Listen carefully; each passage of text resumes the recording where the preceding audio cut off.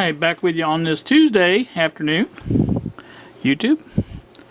I have the more work done on the transmitter.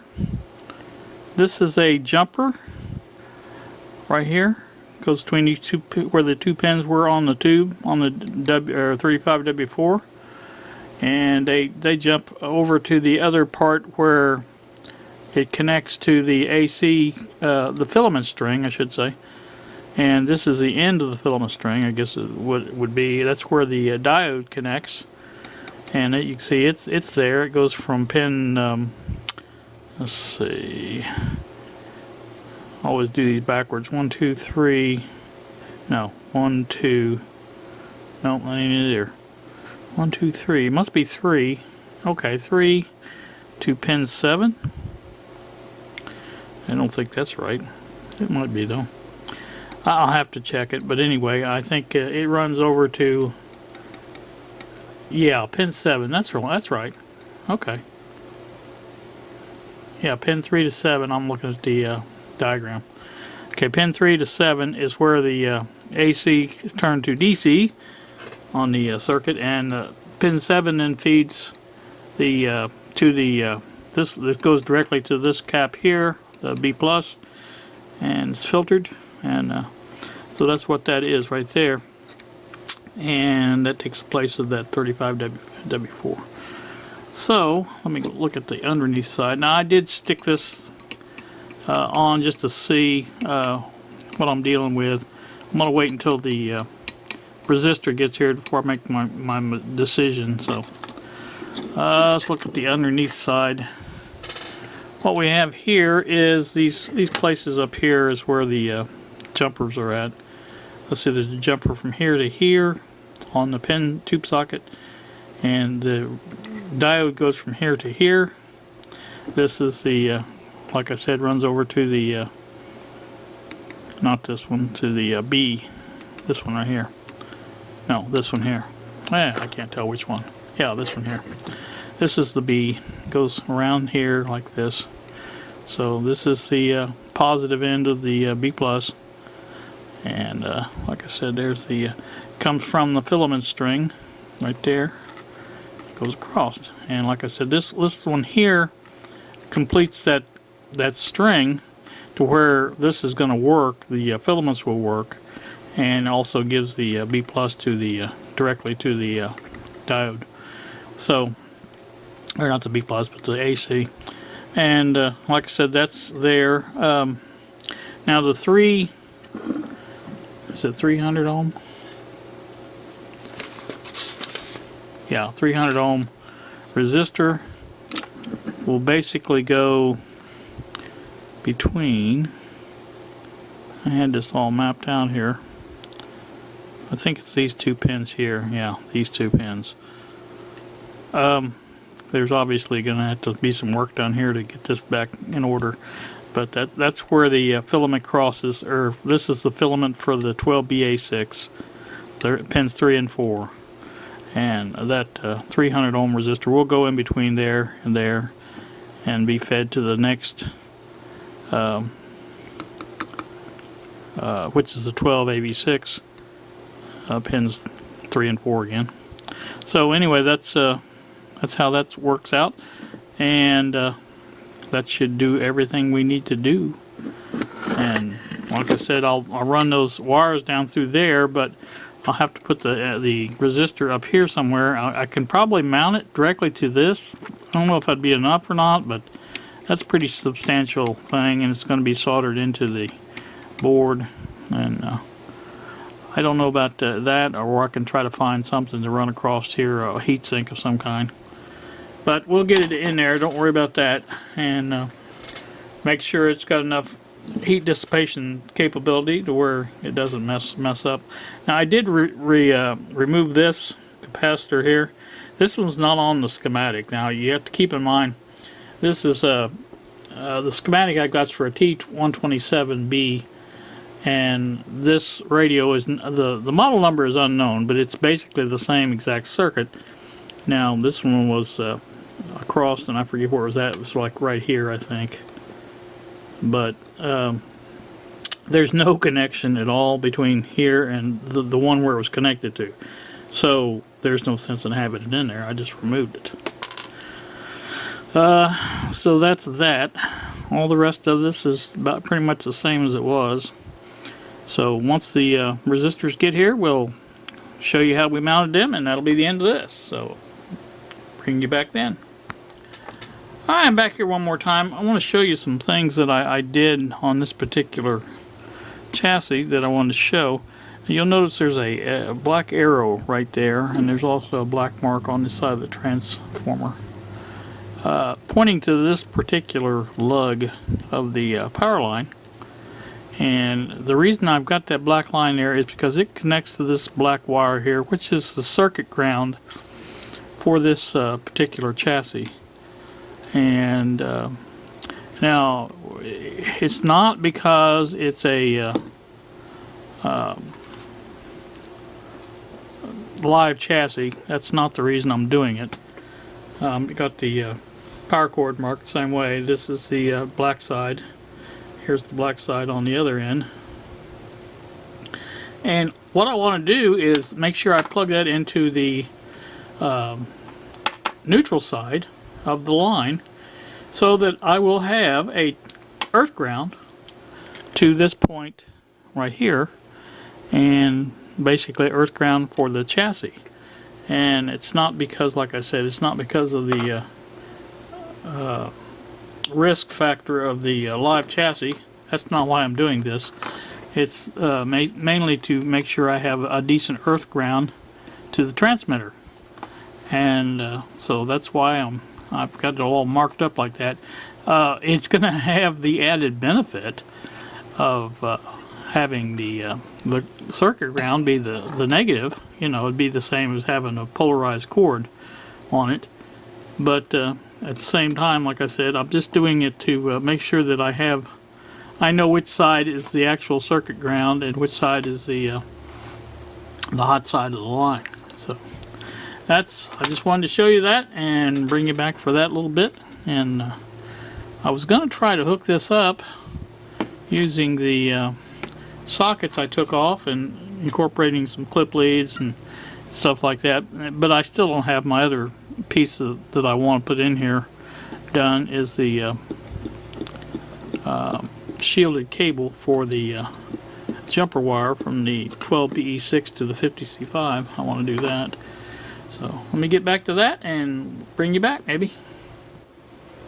And I'm back once more. I finally, this was a hard decision to make. All these radios that I got for whatever it was, price and everything, the 17 transistor radios, this one here was in pretty bad shape. It broke here.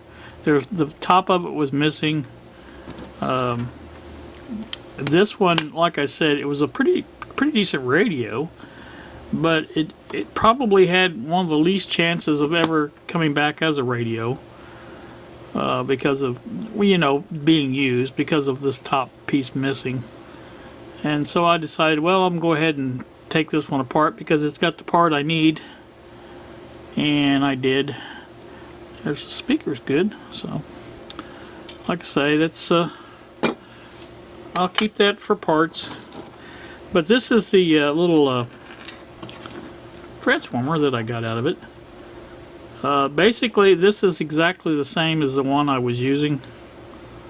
It has a center tapped primary with a just plain, you know, regular secondary. This would be the speaker side of the transformer, and this is the radio side.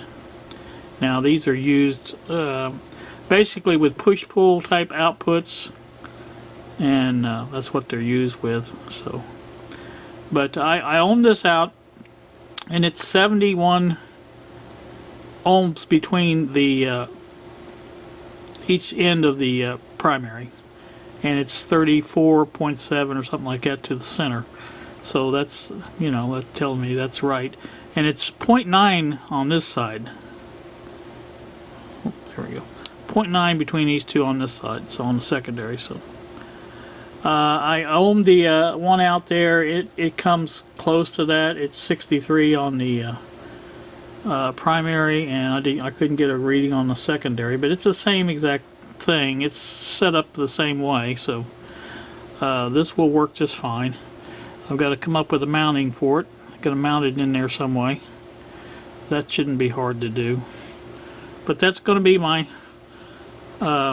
transformer for this little transmitter. So I just wanted to show you that, and like I said, I've got a radio here I could use for parts, and that's good. You know, it's just hard to make that decision on which one to sacrifice, because I like to say they all kind of worked, and this one's even got the schematic for it. I don't know if it's focusing or not, I can't tell. But anyway, so like I say, it's not gonna hurt anything, I don't think. I want to put much of this back together as I can to keep all the parts together.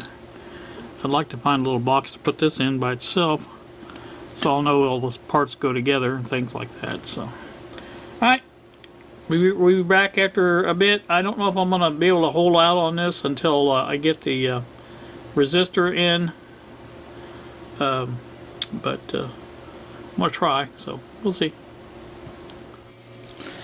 Welcome back here on a Wednesday today. I have the resistors come in a day early. 300 ohm at 10 watt, and those are going to be put in here to the transmitter here shortly. Also got something else I had ordered. I don't know if I even mentioned this. I don't believe I did. I found this on eBay. TSM 59, and I don't know if you can see it or not. Right there, Magnavox FM 92. That is one of the transistor radios that was in that 17 collection. And I found this on. This thing was still in the original plastic wrap, and it's in perfect shape. So for $4.50, I think is what it was. It was pretty cheap.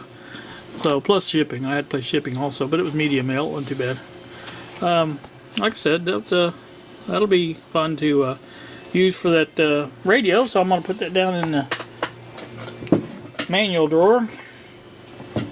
So that's down there. Now I don't know if I'm going to do anything else. We'll go ahead and just end this here.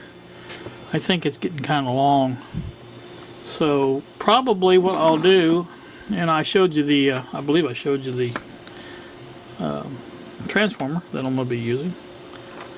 Now Bob suggested, good old Bob, you know Bob Gibbons, that I take and wrap these wires, I'm seeing that, wrap these wires, twist them together, I guess is what you should say. I don't think I'm going to do that. These were done this way from the factory, as far as, because the volume control is kind of far out in the cabinet. It sits out a good ways like this, you know, when the radio's down here like that. So I don't think there's going to be a lot of hum picked up by those wires, because of it's an audio signal level signal is not really the same as a radio signal type stuff, and it's not as susceptible to hum as the lower level stuff. So, but I am going to put the shielded cable in, because that goes along this. I never can find me a pointer stick along this here, because that's exposed to all this in the circuit board. So I think probably it is a good idea to have a shielded cable here, and I'll run the inside the shield for those, and then run the let's see, which one is it? One of these up here, I think. No, that's the wrong end. Okay, it's one of these over here. The ground is right here where the red wire is hooked up. So I'll ground that to here, and so that should work out well, I hope. So I'm going to be doing all that off camera, because and it's just going to take too long to mess with. And you know, you guys have seen me solder 1,000 times, and you know what that's all about. So there's really no sense in doing that. So as I have the parts now, next time you see this, it should be configured however it's going to be.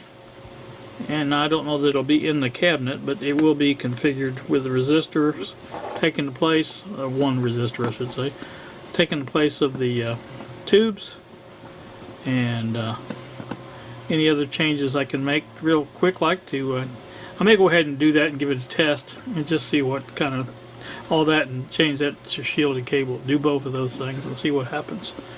So that might be what I do. I just don't know yet, you know. So you guys have a pleasant evening. I do appreciate you watching, and we will see you. That's all, folks.